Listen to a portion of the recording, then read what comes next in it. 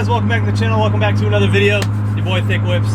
Today we are driving the E36 M3. Every day you get to drive the E36 M3 is a good day in my book. Recently I added a bunch of Kilmat to the back, which made a huge difference in the amount of sound and just like road noise, vibrations, rocks, tires, all coming in through the trunk. It's much quieter now. Obviously it's still loud because I don't have the rear seats or anything in, but it's not nearly as bad as it was before, and I'm going to show you guys exactly what I did, what I bought, how I installed it. In addition to that, I also put on a new front lip. It is the LTW style carbon fiber front lip from Souvenir Motorsports, and I'm going to show you guys all that stuff, and we'll talk a little bit about the process. But for right now, I'm going to do a little bit of driving. I haven't driven this car in a couple of days. Just kind of want to cruise, man. Just kind of want to get into it and throw some gears. I was like, today is a perfect day to get the E36 out and stretch those legs.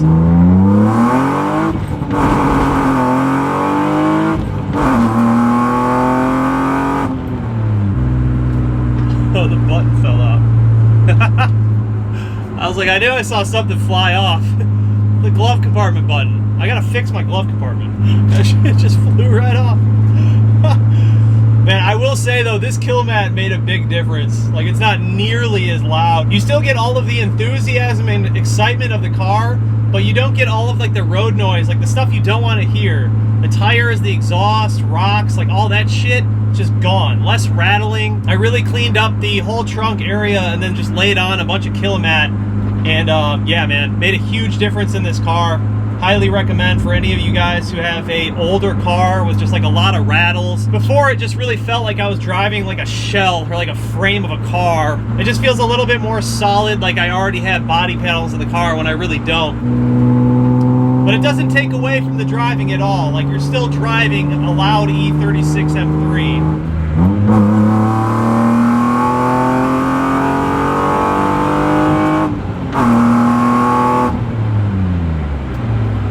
You know what I mean? This thing rips, man. Oh shit, there's a fox in the road. This thing rips. Absolutely rips. For an NA car, all the little things that we did to this car makes it absolutely boogie, dude. Like, this car gets up and goes. I'm really curious to see how much power it's making, and it's not even tuned yet, but it feels great. There's no lag. Like, as soon as you hit the gas, it just goes. Very linear, super refined, easy to control. I just love the way that this car puts down the power. It's so good.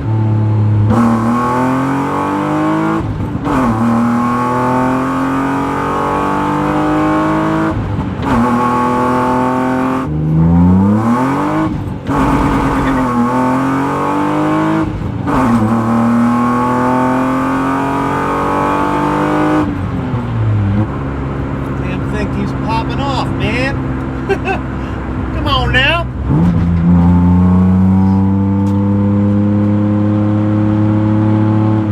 Zero body roll in this car. It's just planted, man. The new clutch feels amazing. It's so good. It's like just the right amount of grab. It's not too aggressive. It still feels good when I'm like city driving. It's man, it's perfect. Like, perfect clutch for this car. DKM twin disc. Check it out, man. It's the way to go for sure.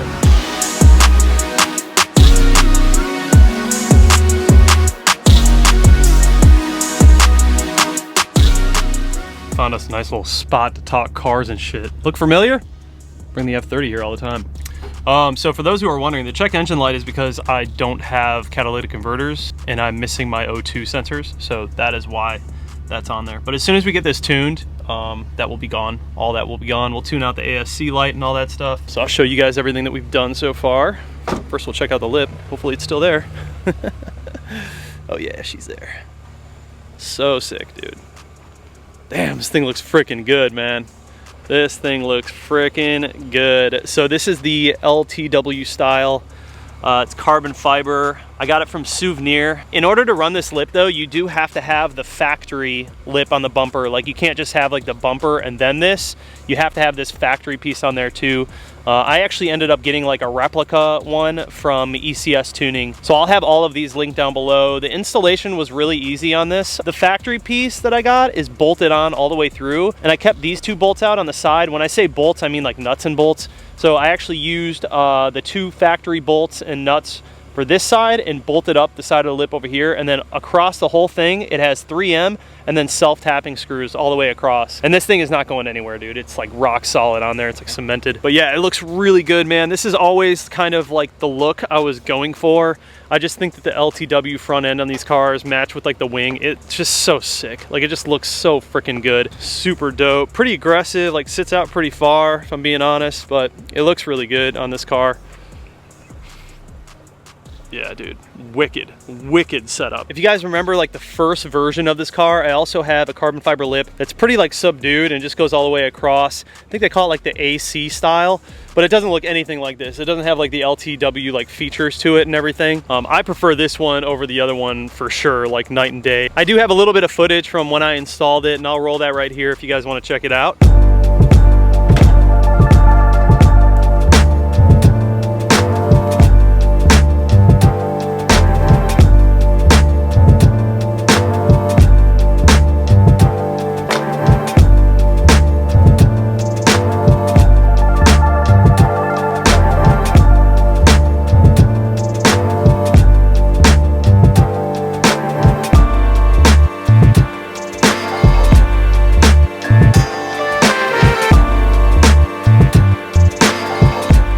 I'm gonna use some 3M, gonna run the 3M along it, and then we're gonna do some self-tappers.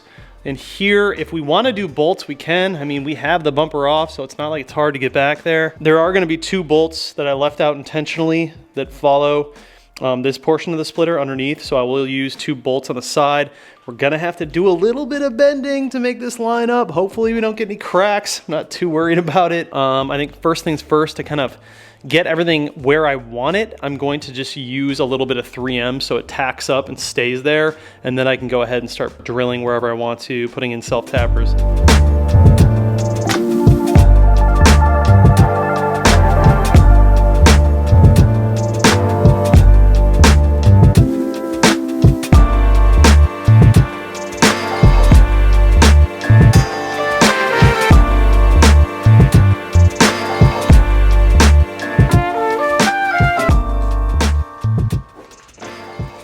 Bolt, bolt,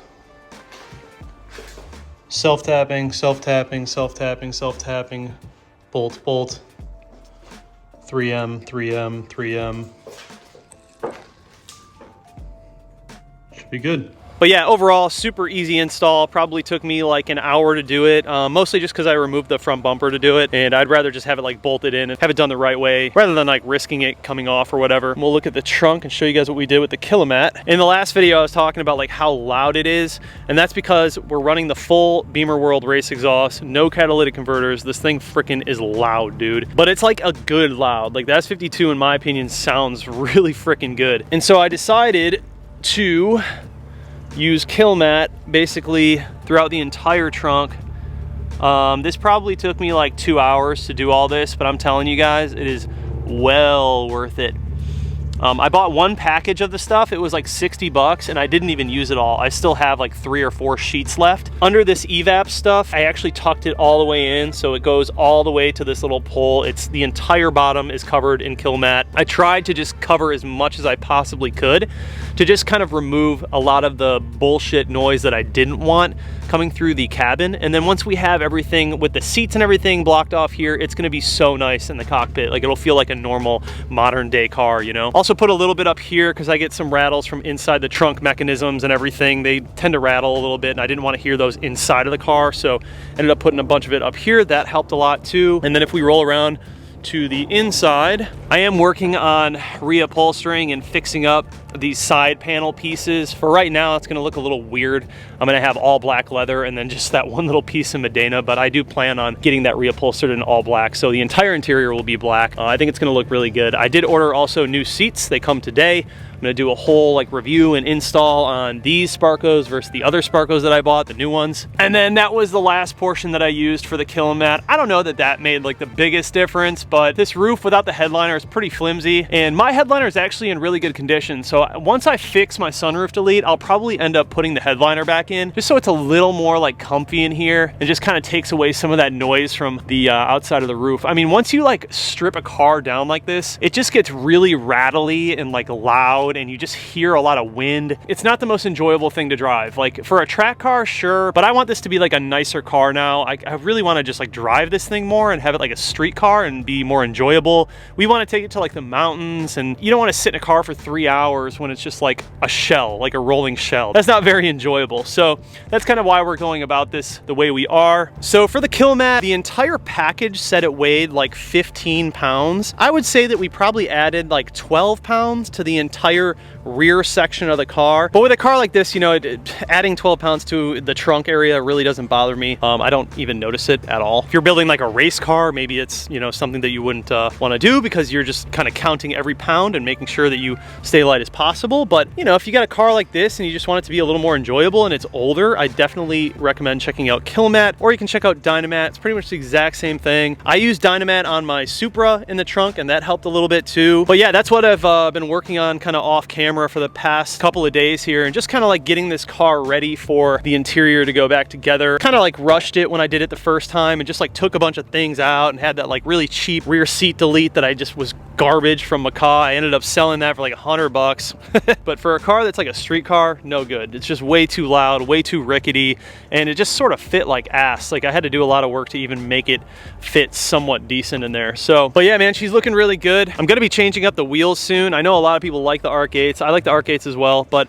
I just want to do something different, something a little bit more aggressive and something that just has like a different look to it. Not sure if I'm gonna do like a bronze or a black wheel set. I think I know what kind of wheels I'm gonna do. I just don't know exactly what color I'm going to do. But yeah, here she is right now, you guys. She is looking freaking amazing. Really happy with the new front lip that we have on the car. There are just like a lot of little things that I need to fix on the car. It's nowhere near completion.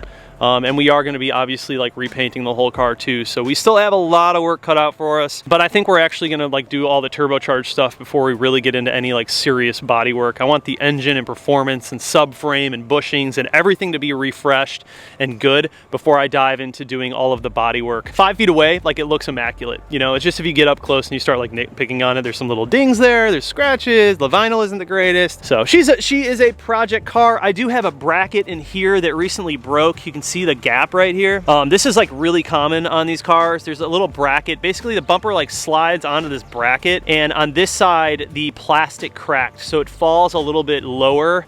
Like if you look on this side, that's what it should look like.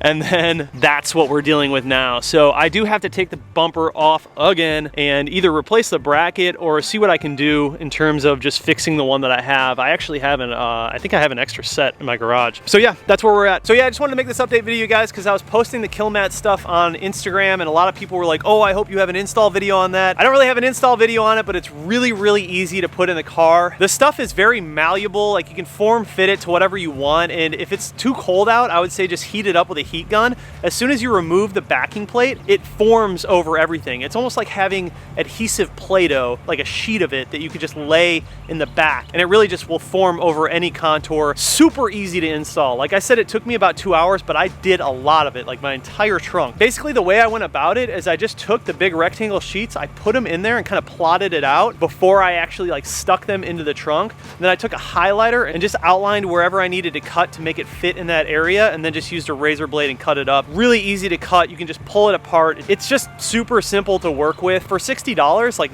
cheap, and you get a bunch of it. So yeah, I'm really happy with it. If you guys have like a project car, or you just have an older car that you kind of want to reduce some of the road noise, or maybe your exhaust is too loud and you're getting like droning, this helps a lot. I highly recommend checking it out. I'll have it linked down in the description, as well as the new front lip. I think it looks absolutely sick on this car.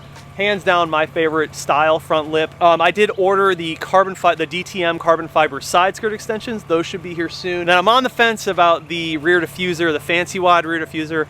A lot of people are telling me to get that. My issue with the fancy wide rear diffuser is I don't want to put anything onto the back bumper that could just make driving the car like a little bit more of a chore. I'm a little bit concerned about the quality of it, one, and two, how it bolts up to the car. I just want to drive this thing and like drive it hard, and I don't want shit coming off of the car and like fixing it. Sometimes when you add too much to the exterior, you can kind of run into those problems. So we'll see. I'm on the fence. Maybe I'll just like bite the bullet and get it and try it out and see if I like it. I do think it looks really good though. Anyways, we got lots more stuff coming up for this car. Obviously, lots more stuff for the 340. But yeah, hope you guys enjoyed today's video. Hope you guys are enjoying the E36. Absolutely love this thing, man. It's one of my favorite cars I've ever owned. It's just such a blast. Get yourself an older car, dude. Get yourself an older BMW, an M model if you can, or like a 328 E36 or like a 325 E30. Get it in manual and just have fun with it. Just have fun with a little project car. It'll also help you learn how to work on the car if you're not so familiar with working on cars. Sometimes buying like an older car like this will get you a little more confident with your tools and learning the car. Anyways, guys, I appreciate you. Love you so much. I'll see you in the next one. Peace.